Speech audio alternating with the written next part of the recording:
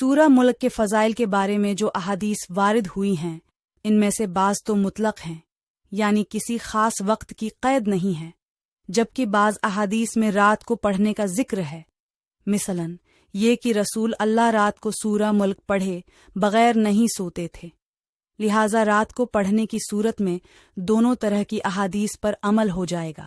حدیث شریف میں ہے، یعنی حضرت عبداللہ بن عباس رضی اللہ عنہ سے روایت ہے کہ رسول اللہ صلی اللہ علیہ وسلم کے ایک صحابی رضی اللہ عنہ نے ایک قبر پر خیمہ لگا لیا اور ان کو پتہ نہ تھا کہ یہ قبر ہے۔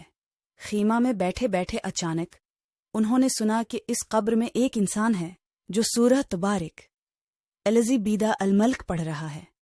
پڑھتے پڑھتے اس نے پوری سورت ختم۔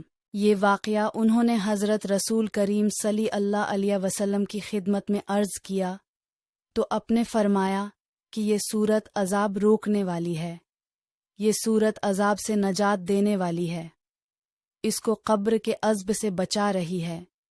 سنن ترمذی تبشار 5:14۔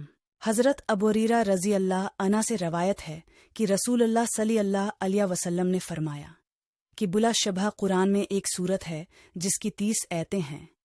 اس نے ایک شخص کی سفارش کی یہاں تک کہ وہ بخش دیا گیا، پھر فرمایا کہ وہ سورہ تبارک الذی بیدا الملک ہے۔ 5:15۔ سنن ترمذی بشار۔ حضرت جابر رضی اللہ عنہ سے روایت ہے کہ نبی سورہ سجدہ اور سورہ ملک پڑھے بغیر نہیں سوتے تھے۔